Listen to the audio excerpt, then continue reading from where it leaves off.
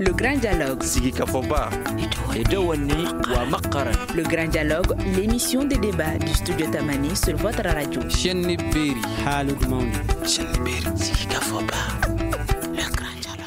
Réinsertion socio-économique des migrants de retour au Mali, défis et perspectives, c'est le thème du Grand Dialogue d'aujourd'hui. De nombreux Maliens rentrent chez eux au Mali. Ces retours se font pour de nombreuses raisons. C'est volontaire pour certains et d'autres se font expulser. Beaucoup aussi reviennent avec des projets en tête dans le but de développer leur pays. Quel est le regard de la société sur ces migrants de retour? Comment s'effectue leur réinsertion? Quels défis et perspectives pour ces Maliens? Pour en parler aujourd'hui, nous avons invité M. Mohamed Lamine Ban, chargé de la migration au Haut Conseil des Maliens de l'extérieur. Avec lui, il y a Doussouba Konaté, migrante de retour, actuelle directrice de Accountability Lab Mali. J'espère que je prononce bien. À côté d'elle, il y a Dr Abdoulaye Konaré, économiste. Moi, je suis Mariam Koulibaly. Bonsoir et bienvenue. Le Grand Dialogue. Alors, nous allons donner la parole à Doussouba Konaté, à savoir qu'est-ce qui a motivé déjà votre retour au Mali et les préparatifs en amont. Quand est-ce que vous avez pris la décision de revenir au Mali? D'accord. Merci beaucoup de l'invitation et merci de m'avoir donné la parole. Je pense que la décision... déjà, j'ai eu cette chance-là d'avoir des parents, même si on a grandi à l'extérieur, tous les 2 ans, on venait ici en vacances. Donc déjà, je pense que ça a créé ce sentiment d'amour, en tout cas, envers le pays d'origine des parents. Et pour être honnête, en fait, c'est en 2012 vraiment que j'avais décidé de revenir. Malheureusement, ça a coïncidé avec la crise, donc j'ai pas pu revenir à ce moment-ci. Mais c'était toujours là, gravé dans ma tête. Et même quand j'ai fait mes études à l'international, j'ai fait exprès d'étudier en relations internationales, en coopération internationale, tout ça dans l'optique de revenir ici au Mali et puis de voir ce qui est possible d'être fait. Donc finalement, c'est en 2018 que j'ai décidé de revenir. Et là, ça a été un petit peu forcé parce que, bon, malheureusement, le papa il était malade. Il a fait 2 AVC. Ils avaient décidé de revenir s'installer au Mali pour de bon. Donc à ce moment-ci, j'étais au Canada et là, j'ai décidé de les accompagner. Donc mon billet d'avion, c'était un billet d'avion de 6 mois. Mais je savais quand même que j'allais essayer de voir si je pouvais trouver des opportunités. Et voilà, le 6 mois s'est transformé en 4 ans au jour d'aujourd'hui. Et voilà. Mais je pense que vraiment la raison principale, en fait, c'est l'amour du pays que les parents aussi m'ont transmis. Et peut-être si je peux raconter une toute petite anecdote, je me rappelle que je pense que moi j'ai obtenu la nationalité française à l'âge de 10 ans. Et cette journée-là, on est parti à la mairie, on est venu, on m'a remis les papiers. Et au moment où j'allais un peu m'extasier, mon père il m'a fait « Tu es malienne, hein, tu t'arrêtes tout de suite ». Donc je pense que vraiment j'ai été éduquée comme ça, où vraiment le Mali a toujours été présent. On venait souvent, donc pour moi, c'était naturel même de Alors, revenir, Monsieur Mohamed Lamine Ban, vous, au niveau du Haut Conseil des Maliens de l'extérieur, vous voyez souvent des jeunes qui décident de revenir ou bien c'est votre première fois de voir ce cas-là, des Maliens qui décident de revenir au pays, vous en voyez souvent? Tout à fait. Je pense que tout d'abord, je salue tous les auditeurs de Studio Tamani au nom du président du Haut Conseil des Maliens de l'extérieur. Et je salue ma sœur, Doussou Konaté. Je te dis félicitations. Et elle a suivi de pas de plusieurs générations auparavant. Vous savez, le retour au pays, comme elle l'a dit, c'est un sentiment d'appartenance et d'attachement à la patrie. Je pense que c'est quelque chose, on en parle aujourd'hui avec la jeune génération, mais il ne faut pas oublier qu'il y a eu beaucoup de précédents. Il y a eu beaucoup de précédents. Vous voyez l'ancien ministre et l'ancien médiateur de la République. Je l'appelle souvent le doyen des Maliens nés à l'étranger, Baba Akib Aïdara, est un Malien de retour, né à l'étranger, né en République du Congo, donc qui est revenu, qui a fait toute sa carrière politique et d'homme d'État ici au Mali. Donc aujourd'hui, c'est une chance pour le Mali d'avoir le retour de nos compatriotes qui sont nés à l'extérieur, qui ont appris d'autres cultures, qui ont acquis des connaissances, même des relations, et qui reviennent et qui peuvent le faire bénéficier au pays. Je pense que c'est quelque chose qu'il faut saluer et surtout qu'il faut encourager. Alors, docteur Abdoulaye Konaré, les retours de ces Maliens au pays, est-ce que vous pensez que ça a un impact économique sur le pays déjà? Tout d'abord, je remercie tous les auditeurs du studio Tamani. Je remercie Doussouba Konaté et je lui souhaite bonne chance pour les futures entreprises au niveau du pays. Donc, sur le plan économique, je vous remercie également de co-débattre avec nous pour ceci et dire que le ministère auquel vous appartenez joue un rôle crucial dans la recherche même des données que nous avons au niveau de l'enseignement supérieur. On vous remercie énormément par rapport à cela.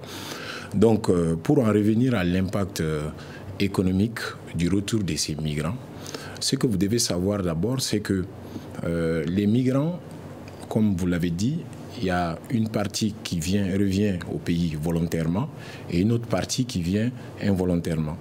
Et beaucoup d'entre eux ont des projets lorsqu'ils sont de retour. Et ces projets-là n'arrivent pas à voir le jour pour certains, mais d'autres arrivent à les appliquer. Parce que tout simplement, ceux qui ont vécu dans ces pays-là ont acquis beaucoup d'expériences.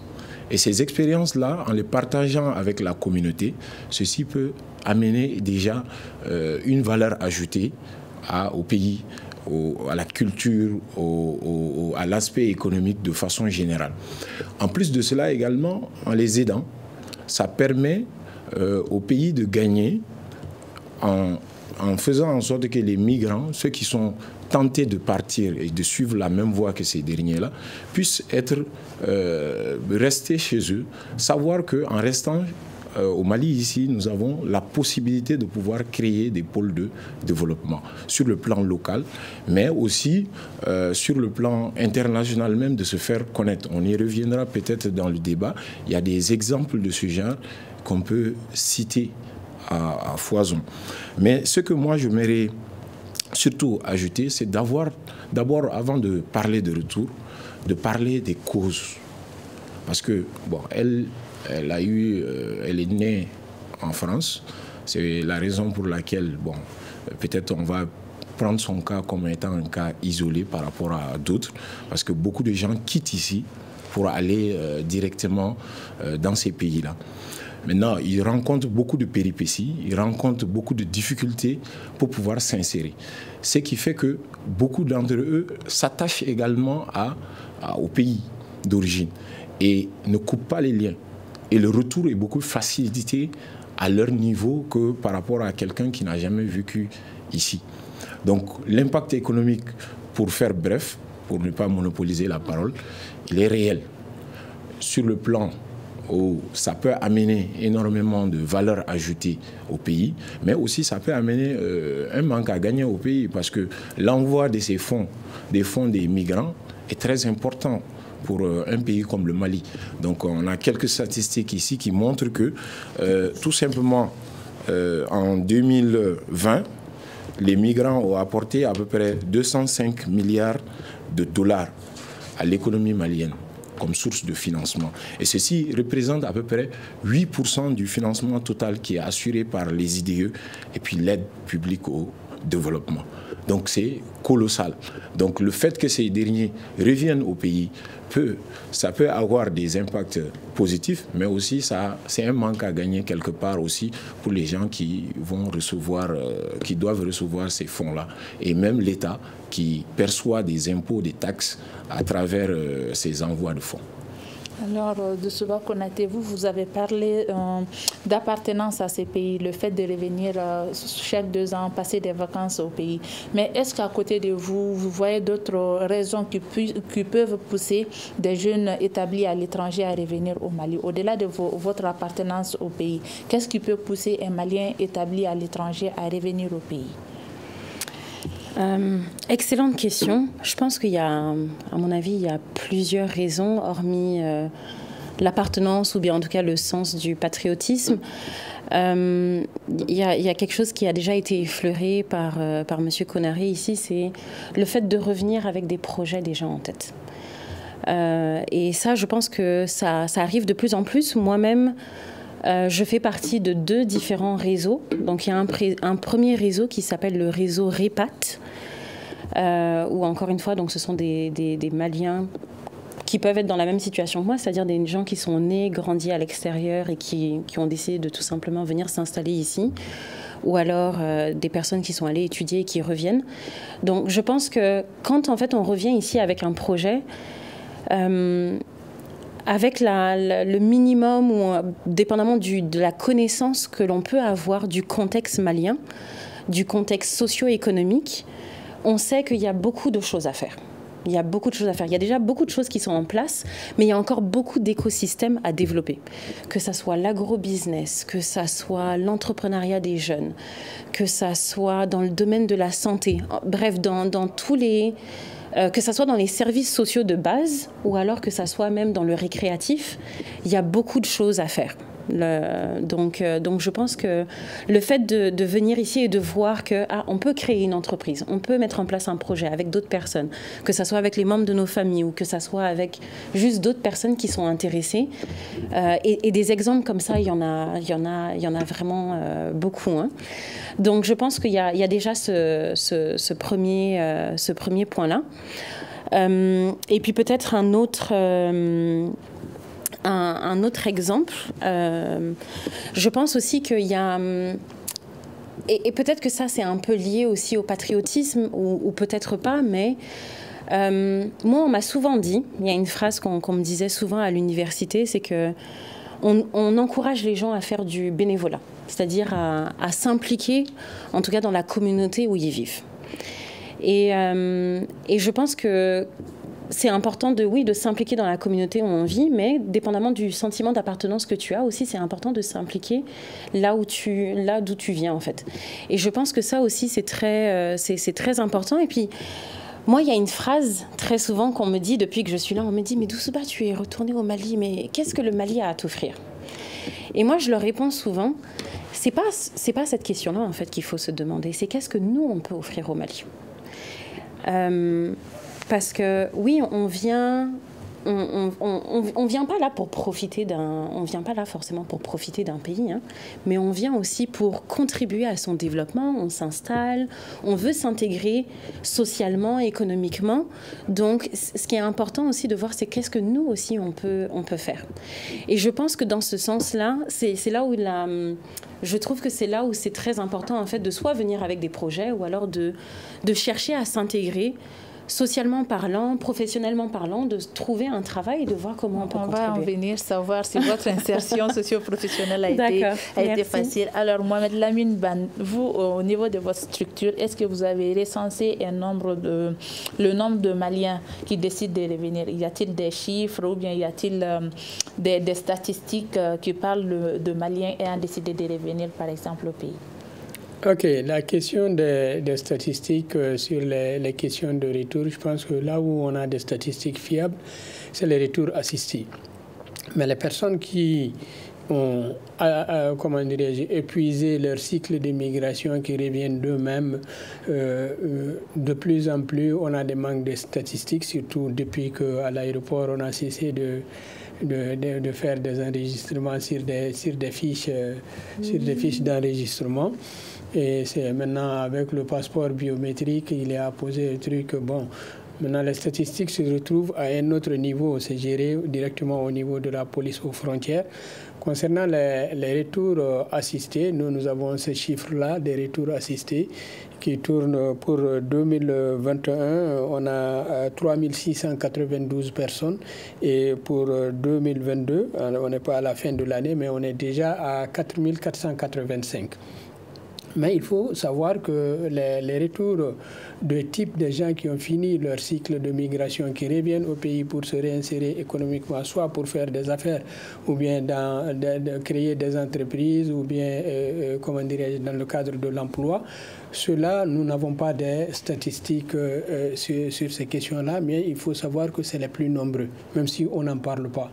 Ils sont dans l'entreprise, ils sont l'entreprise en général, ils sont dans l'artisanat, ils sont dans la distribution, ils sont dans le commerce.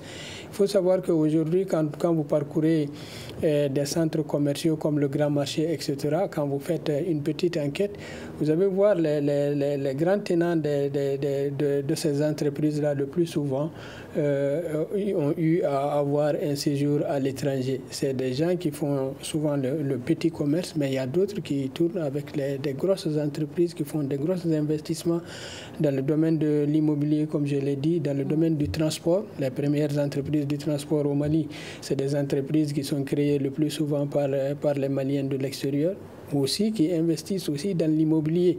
Quand vous allez considérer par exemple les terrains de l'ACI et dans les domaines viabilisés, vous allez vous rendre compte que la plupart de ces parcelles-là ont été acquises par des Maliens établis à l'extérieur. Donc, à travers ça, qui font des transferts d'argent. Mon ami venait de parler, M. Konaré venait de parler du volume des transferts. Je pense qu'un lapsus l'a fait dire que c'est 8% des investissements directs étrangers. Non, c'est 8% du produit intérieur, du produit national brut. Seulement, concernant l'aide publique au développement, c'est 3 fois l'aide publique au développement. L'apport des Maliens de l'extérieur en termes de transfert financier, c'est 3 fois l'aide publique au développement. Donc, plus que tous les partenaires qui apportent au Mali, ça c'est dans le domaine financier. Mais dans le domaine du savoir-faire aussi, il y a des gens des hauts cadres, des techniciens supérieurs qui ont appris dans des universités, dans des écoles, mais aussi il y a des ouvriers qualifiés qui ont appris dans des grandes entreprises comment le savoir-faire qu'ils transfèrent ici à travers leur savoir-faire, certains dans la mécanique, d'autres dans la menuiserie, d'autres dans l'agro-industrie, l'agroforesterie, etc.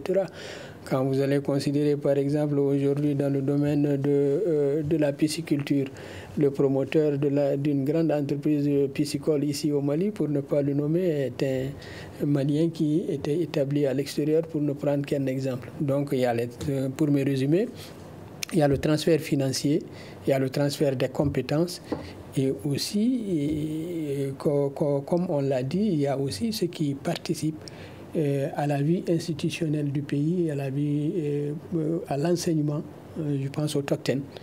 Le programme TOCTEN, même si pour le moment il a des problèmes, nous souhaitons qu'il les reprenne entièrement pour que ces Maliens qualifiés puissent apporter beaucoup à notre pays. Alors, Dr Abdoulaye Konaré, M. Ban vient d'énumérer beaucoup de projets et parler aussi de l'apport des migrants dans le développement du pays. En dehors de l'envoi, de l'argent qu'ils envoient dans le pays, est-ce que ces impacts-là sont visibles? Est-ce que sur le terrain, c'est visible? D'accord. Donc, avant de continuer, j'aimerais un peu revenir sur les causes de retour évoqué par Doussouba Konaté. Donc, ce qu'il faut savoir déjà, c'est que, comme je l'ai dit tout de suite, il faut voir ceux qui sont établis en Occident par l'entremise des études ou bien par le fait qu'ils sont nés là-bas, et ceux qui ont tenté leur chance à travers des voies beaucoup plus risquées pour pouvoir arriver là-bas. Et les causes diffèrent. Par exemple, pour ceux de la diaspora, on va les nommer ainsi, la situation familiale peut être une cause de retour. Par exemple, il y a beaucoup qui reviennent à cause du fait que, comme la si bien dit tout de suite, le fait que son père a décidé de revenir, c'est ce qui l'a amené à revenir au pays. Donc ça peut être également le fait qu'il y ait certains qui sont partis grâce à des bourses ou bien qui sont partis pour chercher la connaissance et qui sont revenus au pays à la fin de leur étude pour faire profiter au pays leur expérience. Ensuite, il y a d'autres aussi qui sont partis par d'autres voies mais qui ont duré là-bas. Et après leur retraite ou bien arrivé à leur retraite, ils ont eu un savoir-faire parce qu'ils ont travaillé dans des domaines professionnels et ils ont voulu revenir au pays pour partager ce savoir-faire-là et créer des entreprises dans ces domaines où ils ont acquis assez d'expérience.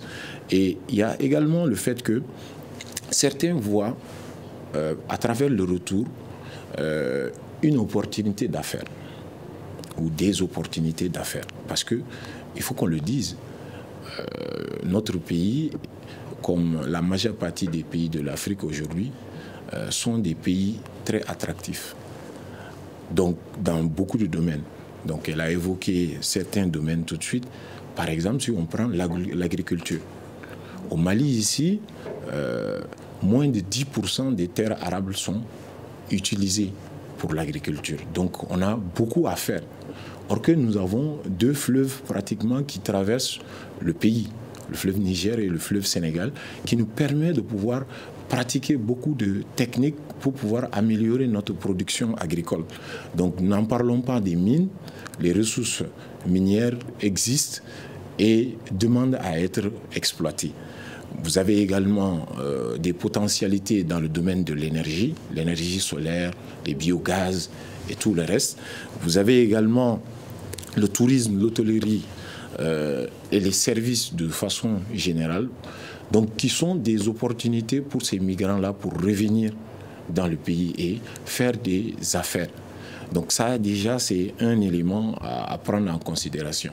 Maintenant, pour ceux qui reviennent de façon forcée pour certains, par le fait que peut-être ils n'ont pas eu beaucoup la chance d'aller jusqu'en Europe, mais ils ont eu à avoir une certaine expérience. Beaucoup d'entre eux reviennent à cause de l'insécurité croissante de la région. Des routes migratoires qui sont de plus en plus dangereuses. À travers la traversée de la Méditerranée, il y a beaucoup de gens qui perdent la vie aujourd'hui et beaucoup décident de revenir à cause de cela. Et en plus de cela également, il y a le renforcement des contrôles aux frontières de ces pays à la porte de l'Europe qui décourage beaucoup d'entre eux. Donc ce sont ces quelques éclaircissements que je voulais apporter par rapport au retour. Maintenant, à part le fait que ces migrants envoient beaucoup d'argent dans le pays d'accueil, il y a d'autres éléments dans lesquels on peut noter ces retours-là, on peut voir l'impact de ces retours-là. Donc si vous regardez par exemple, comme le professeur l'a dit, nous, en tant qu'universitaires, on a beaucoup bénéficié du retour d'imminents professeurs qui ont servi à l'extérieur pendant des années. Moi, personnellement, je peux citer Feu Karamoro Kane, qui est un éminent économiste qui a beaucoup servi plutôt au Sénégal, avant de retourner au pays ici et former la jeune génération.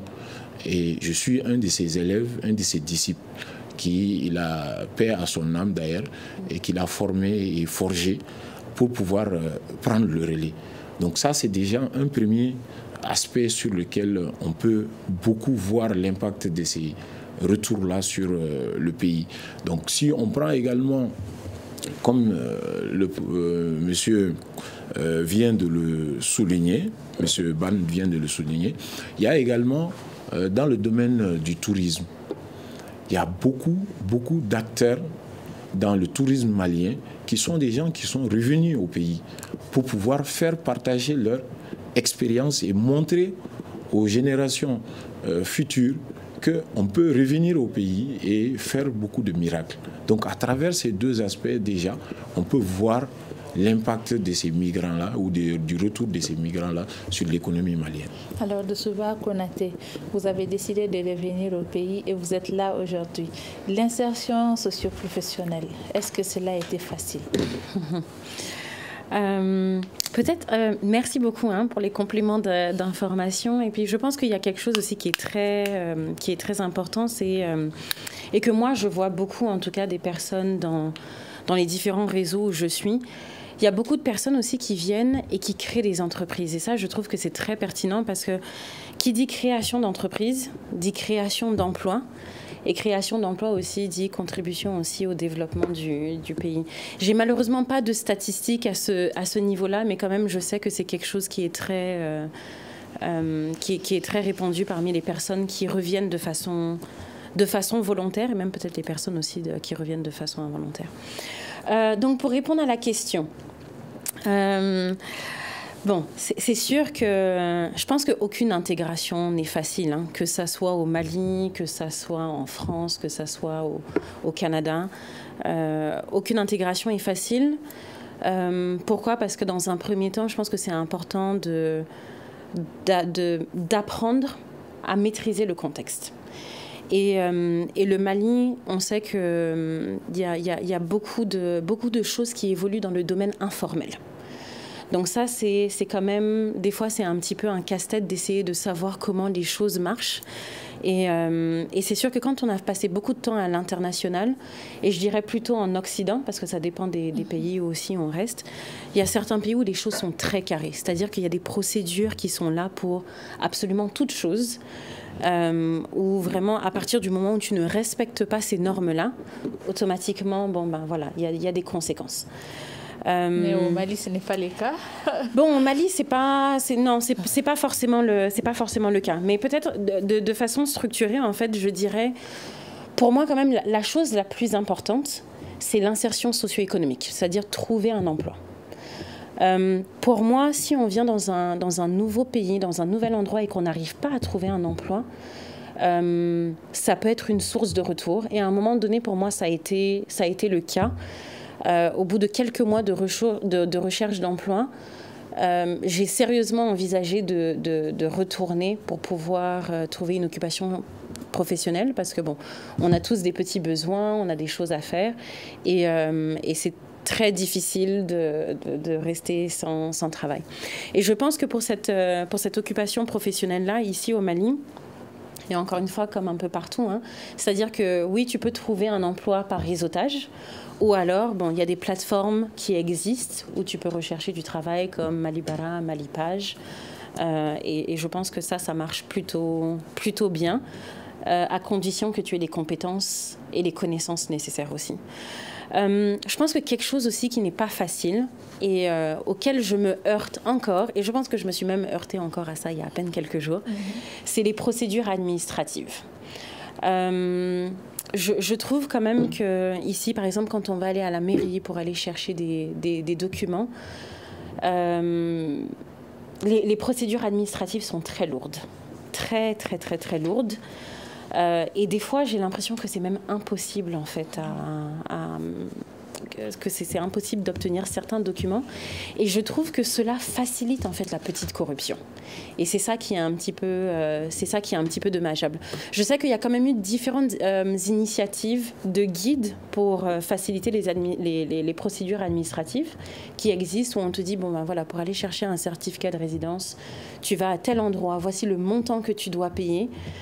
Et je sais qu'il y a des journalistes qui ont beaucoup fait de sensibilisation par rapport à ces choses-là, et ça, c'est très bien. Mais le fait que certaines procédures soient trop lourdes et qu'on encourage la petite corruption, bon, malheureusement, ça, c'est définitivement quelque chose auquel on n'est pas habitué, pour être honnête, dans un premier temps, et quelque chose aussi qu'on ne veut pas forcément encourager. Je pense que moi, en plus, en tant que personne qui travaille pour une ONG qui fait la promotion de la bonne gouvernance, parce que le terme est en anglais, c'est accountability, mais ça veut dire redevabilité. Donc, redevabilité, c'est-à-dire qu'est-ce que le gouvernement fait par rapport à sa population, et qu'est-ce que nous, la population aussi, fait par rapport à l'État de façon générale, ou au pays dans lequel on se trouve. Donc, et une autre chose encore, bon, je pourrais donner plein d'exemples, mais je pense qu'on va pas trop... Sur le plan social, les mariages, les baptêmes, est-ce que c'est facile de s'insérer? Oui, je pense que ça, c'est très facile. Maintenant, la question, c'est est-ce qu'on veut participer à tous ces événements sociaux? Ça, c'est la bonne question, parce qu'on ne va pas se voiler la face. C'est important de participer à ces événements-là, hein, parce que ça fait partie de la culture malienne, et c'est comme ça qu'on apprend beaucoup de choses. Non seulement on rencontre beaucoup de membres de la famille, on apprend comment ça marche, et c'est aussi plaisant, hein. Je pense qu'une des choses très importantes aussi, ou une des forces du Mali, c'est la famille élargie. Donc ça, c'est très important. C'est-à-dire qu'à travers cette famille-là, on a beaucoup de soutien. Donc oui, moi, je participe à certains mariages ou à certains baptêmes. Mais je dis pas malheureusement, mais non, je ne participe pas à tous les événements parce que c'est vrai que ça peut devenir en fait une contrainte sociale. Pourquoi? Parce qu'il y a une longue liste de choses quand même à faire avant de participer à ces événements-là. Il faut avoir de l'argent, il faut donner un petit peu au griot, il faut s'habiller d'une certaine façon, il faut se déplacer, il faut ci, il faut ça. Donc c'est sûr que si à côté tu as une famille, tu as des enfants, tu as un emploi, ça te laisse très peu de temps pour pouvoir participer à ces événements sociaux. Alors, donc, voilà. Monsieur Mohamed Lamine Ban, vous, au niveau du Haut Conseil des Maliens de l'extérieur, est-ce qu'il y a un mécanisme, un système qui facilite l'insertion de ces Maliens qui décident de revenir, ou bien au niveau de l'État, au Mali ici, est-ce qu'il y a des services, des mécanismes qui facilitent l'insertion socio-professionnelle de ces Maliens qui décident de revenir? Oui, donc depuis 2014 et bien avant, mais depuis 2014 principalement, le Mali a adopté ce qu'on appelle la politique nationale de migration. Et dans les 8 axes de la politique nationale de migration, il y a un axe qui est consacré à la réinsertion des migrants de retour. Donc, dans cet axe de réinsertion des migrants de retour, il y a une volonté politique qui est exprimée, qui est là. Mais les instruments de mise en œuvre rencontrent des difficultés souvent. Des difficultés au niveau institutionnel. Par exemple, il y avait une volonté politique quand même qui était exprimée dans la politique nationale de migration dans le domaine économique et une volonté politique d'aller à un programme diaspora dans le code d'investissement. Ce programme diaspora était un programme qui pouvait faire une incitation aux Maliens établis à l'extérieur d'investir dans le domaine productif. Parce que ce qu'on n'a pas suffisamment dit sur ce plateau, c'est quand même qu'on a parlé du volume des transferts d'argent, mais il faut se rendre compte que la plupart de ce volume de transferts sont consacrés dans les domaines sociaux. Il y a une faiblesse relative des investissements dans le domaine de l'investissement. Je pense que l'idée, c'était dans le code des investissements de prévoir des aspects préférentiels pour encourager l'investissement productif. Il y a des pays qui l'ont fait et qui l'ont réussi. Aujourd'hui, si on parle d'Israël, si on parle de l'Éthiopie, si on parle de la Chine, pour ne donner que quelques exemples, le boom économique de ces pays qu'on appelle des pays émergents n'est autre chose qu'une préférence qu'on a donnée à l'investissement productif, à la promotion de l'investissement productif. Mais malheureusement, ce programme Diaspora n'a jamais vu le jour. Il était avancé, mais il n'a jamais vu le jour. Mais en dehors de cela, je pense qu'aujourd'hui, il y a de belles initiatives qui sont en cours. Nous sommes dans un chantier, dans un vaste chantier qu'on appelle le FAIP. Le FAIP, c'est la facilité d'appui à l'investissement productif. C'est un instrument aujourd'hui qui va permettre de prendre en compte tous les aspects qui concernent l'investissement productif, les appuis financiers et les appuis non financiers. Vous savez que ce n'est pas seulement le problème financier pour investir au Mali, c'est le problème non financier. Elle a parlé, par exemple, des formalités administratives au niveau, quand tout n'est pas clair. Tout n'est pas clair et même si c'est clair, il y a des gens qui veulent le rendre opaque. Donc c'est de faire en sorte pour que l'investisseur potentiel qui veut investir puisse avoir un appui non financier dans le domaine de l'établissement des contrats, dans le domaine de l'enregistrement de l'entreprise, dans le domaine des demandes de fourniture d'électricité, dans le domaine de l'accès même comment dirais-je, au foncier. Vous savez que le problème foncier est un problème très très crucial au Mali. On n'est pas parvenu jusqu'à présent à assainir ce domaine. Le titre foncier qui devait être l'instrument par lequel on devait protéger les gens, c'est au Mali seulement que vous allez avoir 2 personnes qui ont un titre foncier sur le même lopin de terre. Chacun a son titre foncier. On ne connaît pas le vrai, on ne connaît pas les faux. Et souvent, des titres fonciers qui sont acquis à travers quand même des structures où l'État est présent. Par exemple, si on dit que l'Asie immobilière donne 2 titres fonciers à 2 personnes sur le même lopin de terre, on dit qu'il y a un travail à faire. Il y a un travail d'assainissement à faire dans ce domaine pour que dans le domaine du foncier, que tout soit clair. Parce que si vous voulez investir, vous ne pouvez pas investir dans l'air, vous investissez sur un sol. Pour avoir une entreprise industrielle ou bien une entreprise quelconque, il faut avoir accès à la terre. Que ce soit la terre agricole, que ce soit le foncier urbain, il faut assainir ce domaine. Il faut assainir aussi les domaines de formalité. Il y a un vœu qui est là, qui est de faire un guichet unique pour les Maliens de l'extérieur. C'est prévu dans la politique nationale de migration. Bon, à l'appui, on nous dit que le guichet pour les Maliens de l'extérieur est opérationnel dans les discours, mais sur les faits, il n'est pas là. Réellement, il n'est pas là. Donc, ce sont des axes sur lesquels je pense que le FAIP s'est apaisanti. Aujourd'hui, nous sommes dans la phase de conception de termes juridiques du FAIP qui va prendre en compte non seulement les aspects financiers, c'est-à-dire comment accéder au financement. D'abord, on pense au Diaspora Bond. On pense à la contribution des entrepreneurs eux-mêmes dans le financement de leur entreprise, mais on compte aussi sur l'apport des institutions financières qui font partie du dispositif. Il y a l'État aussi et il y a les partenaires financiers qui vont faire des compléments. Je pense que ce nouveau dispositif nous permettra de sortir de tous les problèmes qu'elle a connus. Dans le domaine social, je pense que quand on veut investir dans l'entreprise, je voulais dire qu'il faut faire un choix. L'entreprise ne connaît pas les problèmes sociaux. L'entreprise est faite pour faire du profit et pour avoir un retour sur investissement. Il y a certains comportements sociaux qui font partie de nos valeurs culturelles que nous ne rejetons pas, comme elle l'a dit, ça peut beaucoup aider. Mais lorsqu'on est dans le domaine de l'entreprise, il y a un choix à faire sur la rentabilité de son entreprise, les ressources à consacrer exclusivement à l'entreprise, un seuil de dépenses qu'il ne faut pas atteindre ou bien même qu'il ne faut pas dépasser en tout cas, et un seuil qu'il faut éviter. Mais si on confond les deux, l'entreprise et le domaine social, c'est souvent pas compatible. Alors, docteur Abdoulaye Konaré, vous êtes économiste. Est-ce qu'on doit encourager ces retours aujourd'hui? D'accord. Permettez-moi de revenir d'abord sur certaines difficultés. On arrive pratiquement à la fin de l'émission. D'accord. Donc, parce que c'est très important ce qu'elle a eu à dire, parce qu'il y a certains aspects, pour créer un développement, il faut qu'il y ait les facilités.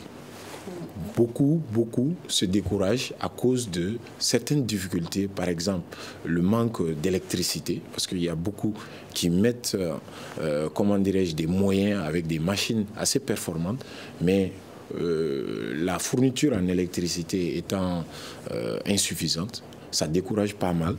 Vous avez également l'état des routes, vous avez les problèmes, comme elle a évoqué, de la corruption et le problème de la sécurité aussi, qui peut également décourager pas mal de personnes. Et ceci fait en sorte que beaucoup de gens se découragent au retour et retournent dans le pays d'origine ou le pays où ils avaient quitté, parce que tout simplement, ils ont trouvé des difficultés qui sont difficiles à relever, des difficultés qui sont difficiles à solutionner du tout. Et ensuite, pour en revenir aux structures, donc certes l'État a beaucoup fait, comme M. Ban vient de le dire, mais il y a également des organismes internationaux qui sont là. Donc sur le plan international également, vous avez l'Organisation internationale pour les migrants, qui œuvre énormément également pour le retour des migrants et le renforcement de leurs capacités en leur fournissant des formations de qualité pour pouvoir leur permettre de s'insérer professionnellement, mais aussi en leur fournissant des moyens pour pouvoir s'installer à leur propre compte et pouvoir se maintenir. Comme Madame vient de le dire, il y a également la création d'emplois qui peut se créer, qui peut en découler, et faisant en sorte que le territoire sur lequel la personne va décider de s'installer, il y ait toute une population qui va s'ancrer et faire en sorte que l'exode rural diminue.